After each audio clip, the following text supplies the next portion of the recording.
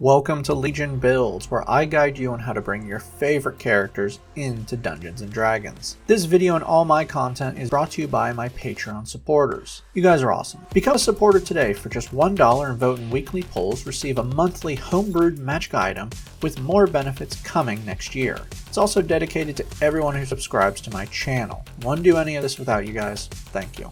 Today we're building Denji, aka the Chainsaw Man. Orphaned at a young age, left with nothing and forced to work for gangsters, Denji has had a pretty rough life. The only true happiness he's ever had was when he met Pochita, the Chainsaw Devil. Denji and Pochita formed a close bond, one that some would think is impossible due to the fact that Pochita is a devil. Unfortunately, this was brought to an end when Denji was brutally murdered. Pochita gave up his life and merged with Denji's heart to save him. Thus, Denji was reborn as a hybrid. As a hybrid devil, Denji has the power to unleash chainsaws from his arms and head, and even use his chainsaw blades as a whip to bring enemies closer to him. Upon his transformation, Denji was taken in by the Devil Hunters, becoming a weapon for them. Now, Denji lives to make his life better and fulfill a promise to Pochita to see all of his dreams come true. Before we move forward, we need to talk about the elephant in the room. As of this video's release, there are only a few episodes of Chainsaw Man, 10 as I'm writing this. For this build, I had to heavily research the manga, which is over a year old. Denji has had many adventures and been through a lot since then. I will mention certain things that haven't happened yet in the anime, so beware of spoilers, though they will be minor.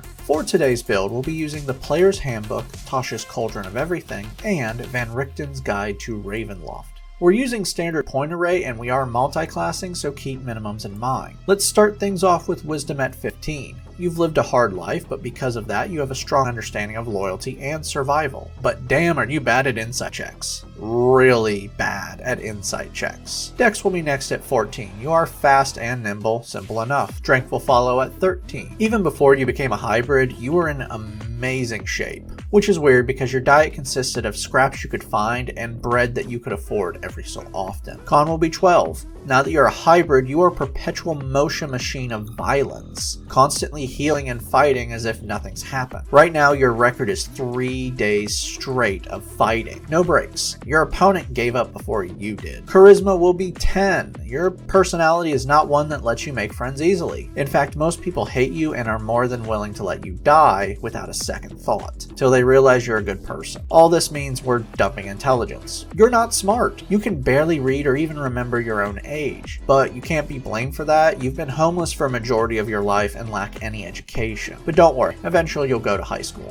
Denji was a human, but is now a devil hybrid. This would make some people think variant human, custom lineage, or tiefling, but actually no. Devils work differently in this world. Much like a pure devil, Denji can regenerate from any damage he takes by feeding on blood. Damp Fear, found in Van Richten's Guide, do just that. Place +2 into Dex and +1 into Wisdom. Ancestral Legacy grants you 2 skills of your choice from your previous life. Grab Perception and Animal Handling. Dark Vision allows you to see in darkness out to 60 feet as if it were dim light. Deathless Nature means you don't need air to survive, which makes no sense for you. Denji does in fact breathe. Spider Climb gives you a climbing speed equal to your walking speed, which, by the way, is 35 feet. Vampiric Bite gives you fangs and makes them simple melee weapons that you are proficient with. That sentence is going to be very important soon. When you attack, you can use your con modifier for the attack, and you have advantage on the attack if you're at half health or lower. Your bite does 1d4 piercing damage, and when you feed on a creature that is not undead or a construct, you can empower the bite to have one of 2 effects. You can heal yourself equal to the bite damage, or you can add a bonus to your next skill check or attack roll equal to the bite damage. For background, take Persuasion and Intimidation. You might have a 0 to Charisma, but every so often, you win out.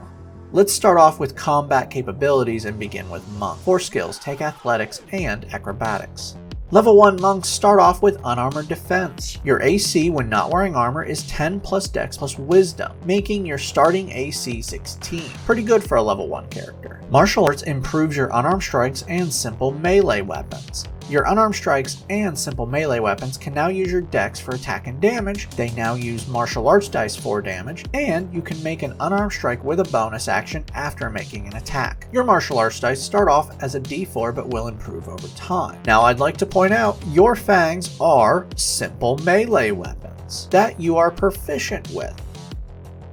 Level 2 monks gain unarmored movement. Now, when not wearing armor, your speed increases. Your total speed is now 45 feet. Ki grants you ki points that you can use to perform special actions. These points are equal to your monk level per short rest. Think of these not as an internal power, but your blood. For you who don't know, Denshi's powers consume his own blood, meaning using them too much or recklessly can leave him vulnerable and drained. For these special actions, Flurry of Blows lets you make 2 unarmed strikes as a bonus action by spending 1 ki point after making an attack. Patient Defense turns dodge into a bonus action by spending 1 ki point. Step of the Wind turns dash or disengage into a bonus action and doubles your jump distance.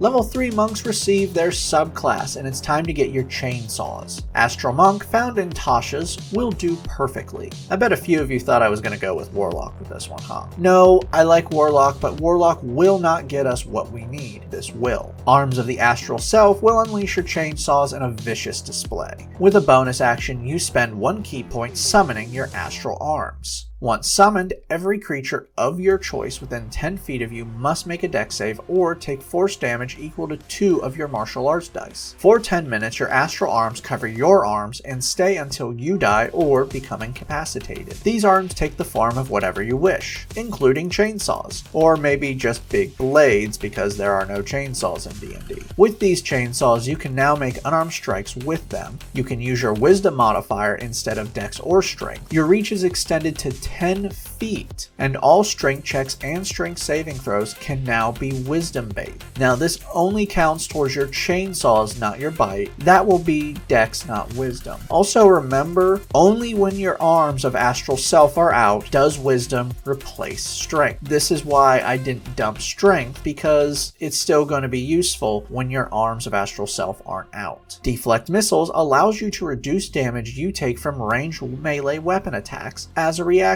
by 1d10 plus dex plus your monk level. Your character level 3 Spider Climb now allows you to move along vertical surfaces and upside down, leaving your hands free. Level 4 monks earn our first ability score improvement. Place this into wisdom for better attacks, damage, and AC. Soulfall lets you reduce falling damage with a reaction by 5 times your monk level. Quicken Healing lets you heal yourself by spending 2 ki points. You can then roll a martial arts dice and add your proficiency bonus to determine how much health you regain.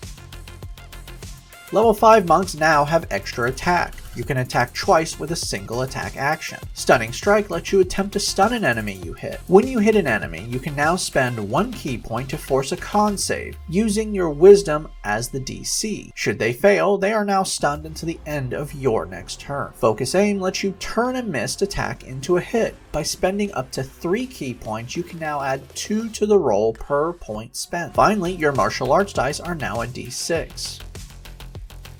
Level 6 monks receive ki empowered strikes. Your unarmored strikes are now magical, and remember, your chainsaws are your unarmed strikes. Speaking of chainsaws, you have 3 chainsaws in the manga and anime, so it's time to get your third, kind of. Visage of the Astral Self now adds your head chainsaw, though you can't attack with it. Now when you summon your astral arms, you can now cover your head with your astral visage, with the same bonus action. While your head is covered in your third chainsaw, you have dark vision out to 120 feet, you can see in magical darkness, you have advantage on insight and intimidation checks, and finally you can direct your words to a creature you see within 60 feet so only they can hear you, or amplify your voice so everyone within 600 feet can hear you. That part doesn't really make any sense for you. I also know I said you're bad at insight, but this actually makes sense that it gets better in your devil form because of Pochita's history. If you follow Chainsaw Man, then you know what that means. If you don't, ignore that. Finally, your unarmored movement is now 50 feet.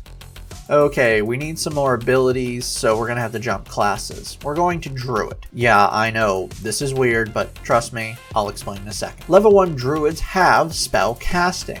you can prepare a total number of spells equal to your Wisdom plus Druid level, which will not be a lot. This will just be your Wisdom plus 1 for spells. And you'll only have 2 spell slots, but trust me. Right now you have 2 cantrips and 5 spells. For your spells, Thorn Whip lets you use your chainsaw blades as a whip, making a melee spell attack against a creature within 30 feet, dealing 2d6 piercing damage on a hit. If the creature is a size large or smaller, you can pull them towards you by 10 feet. Cure Wounds lets you heal yourself 1d8 plus your Wisdom. Jump triples your jump distance for 1 minute, and this can be combined with Step of the Wind. Long Strider adds 10 feet to your total movement for 1 hour. You have 2 more spells and 1 cantrip left. Go nuts and have fun choosing. You also have the feature Druidic. This is a magical language which only druids can use. Not important for this build. Level 1 fighters start things off with a fighting style. Unarmored fighting makes your unarmed strikes a d8 when not holding a weapon. Now, this only changes your unarmed strikes. It does not replace your martial arts dice. Your chainsaws will now be dealing 1d8, but your fangs will still only deal 1d6. Second Wind lets you heal yourself by 1d10 plus your fighter level as a bonus action, once per short or long rest. Level 2 fighters now have Action Surge. You can give yourself a free action once per short or long rest. This means you can now attack up to 6 times with Action Surge and Flurry of Blows.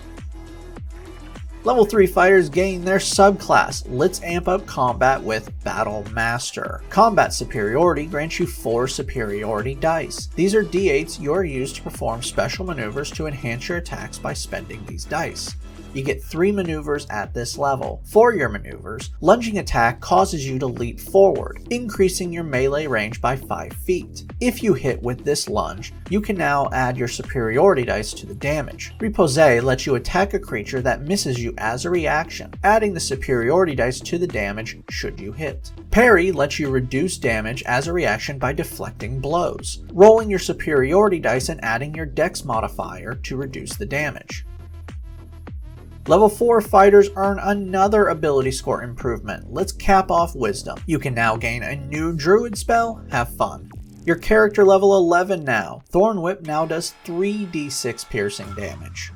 Level 5 fighters get nothing, because extra attack doesn't stack. Until later. It's kind of a wasted level, but it's a d10 of health, so that's cool. Level 6 fighters earn another ability score improvement. Let's place this into con to raise your health up. Remember, health stacks retroactively. Level 7 Battle Master fighters gain Know Your Enemy. Now you can spend 1 minute observing or interacting with another creature and learn 2 facts about your enemy compared to your stats. The DM will tell you if the stats are equal, superior, or inferior to yours. These facts can be strength score, dex score, con score, AC, current HP, total class levels, or total fighter levels. You might be dumb, but you have shown restraint when facing enemies. Sometimes. You also gain 2 more maneuvers. For your maneuvers, Sweeping Attack lets you hit another creature with your chainsaws after hitting the original target. Choosing another target within 5 feet of the first, you compare their AC to the original attack roll. If you hit, you roll the superiority dice as damage. Commanding Presence allows you to add the superiority dice to make an intimidation, performance, or persuasion check. Finally, you now have 5 superiority dice. Level 7 monks receive Evasion. Now when you succeed a dex save, you take no damage and half on a failure. Stillness of Mind allows you to end one effect on yourself that is causing you to be charmed or frightened, which makes sense because, well, you're too stupid to be scared. Level 8 monks earn another ability score improvement. Place this into con for even more health. Level 8 fighters earn our final ability score improvement. Let's raise Dex for a better AC. Your character level 17. Thorn Whip now does 4d6 piercing damage. Level 9 fighters gain Indomitable. You can now re-roll a failed saving throw, including death saves, once per long rest. Level 10 Battlemaster fighters received improved combat superiority, making your superiority dice now a d10. For your new maneuvers, Evasive Footwork lets you add your superiority dice to your AC as long as you don't stop moving. Ambush lets you add the superiority dice to a stealth check or initiative roll. Our final level is level 11 fighter, and now you have extra attack ×2, meaning you can now attack 3 times with a single action. This brings your total number of attacks up to 8. Now that we've hit level 20, let's recap. Your stats are Strength 13, Dex 18, Con 16, Intelligence 8, Wisdom 20, Charisma 10. Your total levels are Monk 8, Druid 1, Fighter 11. Let's dive in. You are a true berserker. Your chainsaws are dealing 1d8 plus 5, you can attack up to 8 times, can add d10s, you have a reach of 10 feet, and all damage is magical. You can also increase your reach to 15 feet, can attack creatures that miss you, can sweep attack 2 enemies, and whip your blades out to 30 feet and pull the target towards you. You can reduce damage done to you from ranged attacks, melee attacks, and falling. Even if you can't reduce the damage, you can heal yourself multiple ways. Finally, you have an AC of 19 and a total health of 174, taking the average. Downside. The biggest problem is limited resources. You have 8 key points, 5 superiority dice, and 2 spell slots. This won't be too bad if you focus on using your key to unleash your chainsaws, then use your superiority dice for bonus damage, leaving your spell slots for healing. Your chainsaws are also out for 10 minutes, so this gives you more room for multiple combats. Your fangs aren't magical and are only dealing 1d6 piercing damage compared to your chainsaws. You also don't have ranged options, but you just run forward anyway. Your intelligence save is terrible, so you're getting targeted by spells pretty easily. Finally, and this is just a personal complaint, the level in Druid isn't needed. Frankly, a wasted level. Its sole purpose is to gain Thorn Whip and Cure Wounds. If you take another level in Fighter, you gain a d10 in health and another ability score improvement, which can allow you to cap off your dex for an AC of 20. This is a good frontline fighter build. Unleash your chainsaws and begin the carnage while your team backs you up. Thank you for joining me today. I release a new character build every week on YouTube and Spotify, so make sure to like and subscribe to not miss a single new character. Over on Patreon, you can help decide next week's newest character. We have a Dead by Daylight Battle Royale. We're pitting 4 killers against one another. Will it be Trapper, Spirit, Hag, or Plague?